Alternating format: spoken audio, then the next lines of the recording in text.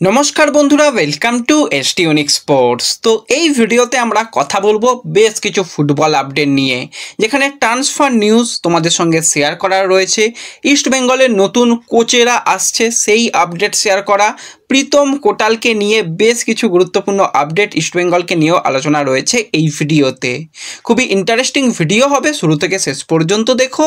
আর যারা চ্যানেলে প্রথমবারের জন্য এসেছো, মনে করে চ্যানেলটাকে সাবস্ক্রাইব করে নিও, তাহলে প্রিয় দলের খেলার সমস্ত আপডেট তোমরা এখানে পেয়ে যাবে। তো চলো আর দেরি না করে ভিডিও শুরু করা যাক। তো ইস্ট বেঙ্গল কিন্তু তাদের অনুশীলন শুরু করে দিতে চলেছে 12 অথবা 13 তারিখে, কারণ 12 তারিখে ইস্ট বেঙ্গলের সিএফএল এর ম্যাচ রয়েছে। তো সেক্ষেত্রে সিএফএল স্কোয়াড এবং ইস্ট বেঙ্গলের ডোমেস্টিক প্লেয়ার, বিদেশি প্লেয়াররাও আসছে, তাদের নিয়ে 13 তারিখ থেকেই শুরু করে দিতে চলেছে ইস্ট বেঙ্গল অনুশীলন মাঠ আজকেই খুব সম্ভবত চূড়ান্ত হয়ে যাবে। খুব সম্ভবত ইস্ট বেঙ্গল কিন্তু সেন্টার অফ এক্সেলেন্সের মাঠেই হয়তো অনুশীলন কিছুদিন করবে। তারপর ইস্ট বেঙ্গল গ্রাউন্ড রেডি হয়ে গেলে তারা নিজস্ব ঘরের মাঠে অনুশীলন করতে পারবে। এবার ইস্ট বেঙ্গল কিন্তু অফিসিয়ালি বেশ কিছু যেমন প্লেয়ারকে সাইন করিয়েছে, সেরকমভাবেই বেশ কিছু কোচকেও এবছরে চূড়ান্ত করেছে। সন্দীপ নন্দীকে তারা কিন্তু গোলকিপার কোচ হিসাবে নিয়েছে। একজন স্প্যানিশ বিদেশি অ্যাসিস্ট্যান্ট কোচকে ইস্ট বেঙ্গল চূড়ান্ত করেছে। এবার ইস্ট বেঙ্গল যেই জায়গাটাতে নজর রেখেছে সেটা হচ্ছে ফিজিওদের কাজ কিন্তু খুবই গুরুত্বপূর্ণ হয় ফুটবলে, কারণ প্লেয়াররা ইনজুরি হবেই, তাদের রিহ্যাব করাবে ফিজিও, তাদের দিকটা যেন ভালো হয়। তো সেইভাবেই এক্সপিরিয়েন্স বেশ কিছু কোচকে ইস্টবেঙ্গল নিচ্ছে। তো তার মধ্যে প্রথম যে কোচের নাম তোমাদের বলবো সেটা হচ্ছে অর্ঘ্য বোস। দীর্ঘ 7 বছর ধরে সে কিন্তু যুক্ত ছিল জামশেদপুর এফসির সিনিয়র দলের কোচ হিসাবে, সেখানে সে ফিজিও কোচ হিসাবে ছিল এবং সেখানে যথেষ্ট ভালোভাবে সাপোর্ট স্টাফ হিসাবে কাজ করেছে। দীর্ঘদিন বাদে সে কিন্তু এবার যোগদান করতে চলেছে জামশেদপুর ছেড়ে ইস্ট বেঙ্গলে। এই কোচকে কিন্তু আমরা আগামী সিজনগুলোতে ইস্ট বেঙ্গলের অ্যাসিস্ট্যান্ট কোচ হিসাবে দেখব, যারা কিন্তু ফিজিও ডিপার্টমেন্টটা সামলাবে। শুধুমাত্র যে অর্ঘ্য বোস আসছে সেটা নয়, আরও একজন কিন্তু ডক্টরকে ইস্টবেঙ্গল চূড়ান্ত করেছে, ডক্টর ফিরোজ শেখ, যে কিন্তু ইস্টবেঙ্গলের প্রধান ফিজিওথেরাপিস্ট হিসাবে কিন্তু নিযুক্ত হতে চলেছে। সে কিন্তু অভিজ্ঞতা তার যথেষ্ট ভালো রয়েছে, দীর্ঘ 6 বছর ধরেছে আইএসএলের নর্থ ইস্ট ইউনাইটেড এফসি এবং লাস্ট কিন্তু ওড়িশা এফসির টিম ডক্টর হিসাবে নিযুক্ত ছিল। তো সেই কোচকেও কিন্তু বা সেই ডক্টরকেও কিন্তু ইস্টবেঙ্গল নিযুক্ত করেছে। তো ভালো লাগছে, বেশ কিছু এক্সপিরিয়েন্স ইন্ডিয়ান ফুটবলের সঙ্গে পরিচিত দের নিয়ে অস্কার কাজ করবে, এটা সবথেকে ভালো। কারণ বিদেশি কোচ ফিজিওথেরাপিস্ট এসে অনেক সময় মানিয়ে নিতে পারে না। লাস্ট ইয়ারে আমরা যদি দেখি যে কার্লোস স্যাঞ্চেজ বলে একজন, কার্লোস কোয়াদ্রাত তার অ্যাসিস্ট্যান্ট কোচ ফিজিও কোচ হিসাবে নিয়ে এসেছিল, সে কী করা তো জানি না, সব প্লেয়াররাই ইনজুরি পেয়ে বসে থাকতো। যাই হোক, এই দুজন কোচই কিন্তু ইন্ডিয়ান ফুটবলে খুবই পরিচিত মুখ, তাদেরকে ইস্টবেঙ্গল চূড়ান্ত করেছে। এটা কিন্তু একটা খুব ভালো আপডেট তোমাদের সঙ্গে শেয়ার করে দিলাম। এরপর যদি আমরা একটুখানি ট্রান্সফার নিউজ নিয়ে কথা বলি, প্রথমেই আমরা কথা বলবো 29 বছর বয়সী আর্জেন্টাইন অ্যাটাকিং মিডফিল্ড পজিশনের প্লেয়ার ফুলগা ভিদাল, যে কিন্তু পাঞ্জাব এফসি ছেড়ে দিয়েছে। তার পরবর্তী গন্তব্য ইন্দোনেশিয়ার ফার্স্ট টায়ার লিগের ক্লাব হবে জানিয়েছিলাম। তো অফিসিয়ালি কিন্তু এবার সে ইন্দোনেশিয়ার ফার্স্ট টায়ার লিগের ক্লাব PSIM, সেই ক্লাবে কিন্তু চূড়ান্ত হয়ে গেছে, অফিসিয়াল ডিল ডান হয়ে গেছে। সে ইন্দোনেশিয়া থেকেই এসেছিল ইন্ডিয়ান ফুটবলে, তো আবারও সে ইন্দোনেশিয়াতে ব্যাক করলো। আর এই বছরে আমরা দেখতে পাচ্ছি যারা আইএসএলে খেলেছিল বেশ কিছু প্লেয়ার কিন্তু ইন্দোনেশিয়ায় ব্যাক করছে। তার মধ্যে ফুলগা ভিদাল রয়েছে, ফ্র্যাঙ্কা রয়েছে, অ্যালেক্সিস গোমেজ রয়েছে। তারা কিন্তু এবার ইন্দোনেশিয়ার টপ টায়ার লিগে খেলবে। ইন্দোনেশিয়ার টপ টায়ার লিগ কিন্তু আমাদের আইএসএলের থেকে অনেক আপগ্রেড ভার্সান। কারণ যদি আমরা তাকাই তো সেক্ষেত্রে মোহনবাগান সুপার জায়েন্ট কিন্তু যে রড্রিগেজকে সাইন করিয়েছিল, অ্যালবার্টো রড্রিগেজও কিন্তু ইন্দোনেশিয়ার টপ টায়ার লিগ থেকে এসে আইএসএলে দারুণ পারফরমেন্স করছে। এই বছর ইস্টবেঙ্গল মোহাম্মদ রাশিদকে সাইন করিয়েছে, সেও কিন্তু ইন্দোনেশিয়ার টপ টায়ার লিগের ক্লাব থেকেই আসছে ইস্টবেঙ্গলে। তো এই ফুলগা ভিদালের অফিসিয়াল অ্যানাউন্সমেন্ট এসে গেছে, তোমাদের সঙ্গে শেয়ার করে নিলাম। তো এর সাথে সাথে 33 বছর বয়সী ক্যামারুনের সেন্টার ফরওয়ার্ড পজিশনের প্লেয়ার রাফায়েল মেসি বাউলি, যে কিন্তু ইস্টবেঙ্গলে একটা শর্ট টার্ম কন্ট্রাক্টে এসে 8 ম্যাচে 3টে গোল 1টা অ্যাসিস্ট, অন্যতম সেরা পারফরমেন্স কিন্তু করেছিল। কিন্তু নতুন করে তার সঙ্গে চুক্তি বাড়াবে না, তোমাদের জানিয়ে দিয়েছিলাম। তো আর নতুন করে কিন্তু কোনোরকমভাবে তার সঙ্গে চুক্তি বাড়ানো হয়নি, তাকে থ্যাংক ইউ জানিয়ে দিয়েছে।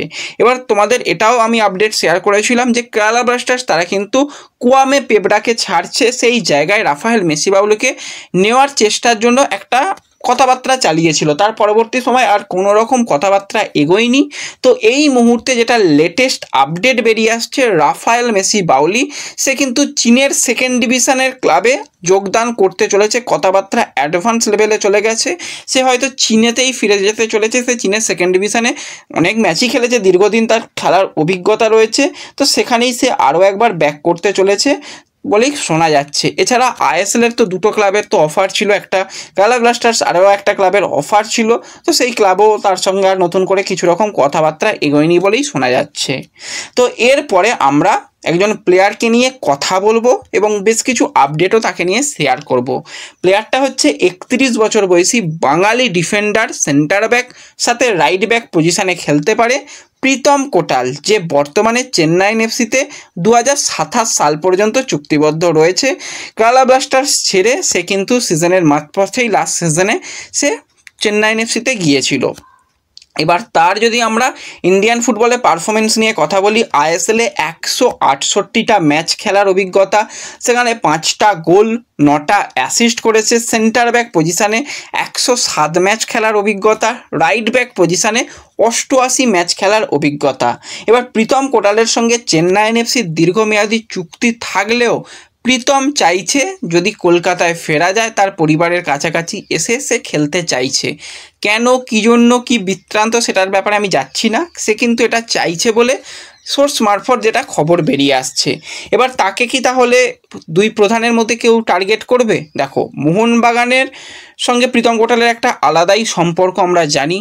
প্রীতম যখন মোহনবাগানের জার্সি গায়ে খেলতো, তার যে ক্যাপ্টেনশিপ করার মেন্টালিটি আলাদা লেভেলের, তার ডার্বি ম্যাচে পারফরমেন্স আলাদা লেভেলের আমরা দেখেছি।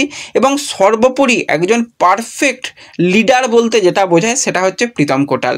তো প্রীতমকে তারা ছেড়ে সাহালকে নিয়েছিল, আবারও নতুন করে প্রীতমকে কি নেবে জানা নেই, এই ব্যাপারে কোনো রকম জানা নেই। হ্যাঁ, তারা একজন ডিফেন্ডারের সন্ধানে রয়েছে, তাদের ফার্স্ট চয়েস তো মেহতাব রয়েছে। এবার প্রীতমের ব্যাপারে লাস্ট সিজনে কিন্তু মোহনবাগান সুপার জায়েন্ট একটা কথাবার্তা বলেছিল যে দীপক তাংড়ি কেরালা ব্লাস্টার্সে যাবে এবং প্রীতম কোটাল সে মোহনবাগানে আসবে। কিন্তু তার পরবর্তী সময় দীপক কোনোভাবেই দল ছাড়বে না বলে সে সিদ্ধান্ত নেয়। শেষ পর্যন্ত সেই ডিলটা হয় না এবং কেরালা ছেড়ে প্রীতম কিন্তু চেন্নাইয়ে যায়। এবার নিজে চাইছে সে কলকাতায় ফিরতে। এবার সেই সময় মানে গত সিজনের সময় আমি একটু বলছি, তখন কিন্তু ইস্টবেঙ্গলের শীর্ষকর্তা নিজে প্রীতম কোটালকে ফোন করেছিল।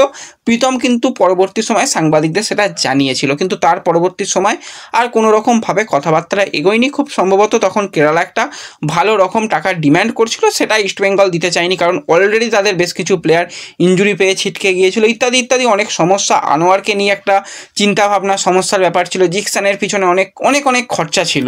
তো সেই কারণে কিন্তু তারা প্রীতম কোটালের ব্যাপারে তখন আর যায়নি। তো ইস্টবেঙ্গল কিন্তু এই মুহূর্তে যেটা সবার আগে চাইছে, একজন ডিফেন্ডার যে রাইট ব্যাক পজিশানে খেলতে পারে সেরকম একজন প্লেয়ার। তো সেক্ষেত্রে ইস্টবেঙ্গল নতুন করে চিন্তাভাবনার মধ্যে রাখতেই পারে প্রীতম কোটালকে, যে প্রীতম এলে তাদের ডিফেন্স অনেক বেশি শক্তিশালী হয়ে যাবে। এবার অনেকে বলবে প্রীতম মোহনবাগানে খেলেছে, ইস্টবেঙ্গলে ওসব কথা ছেড়ে দাও। প্রফেশনাল প্লেয়ার যে কোনো দলের জার্সি গায়ে যে কোনো মুহূর্তে খেলতে পারে। আনোয়ারও তো মোহনবাগানে খেলেছে, সৌভিকও তো মোহনবাগানে খেলেছে, তারা এখন ইস্টবেঙ্গলে খেলছে, কী অসুবিধা? কোনো অসুবিধার ব্যাপারই নেই।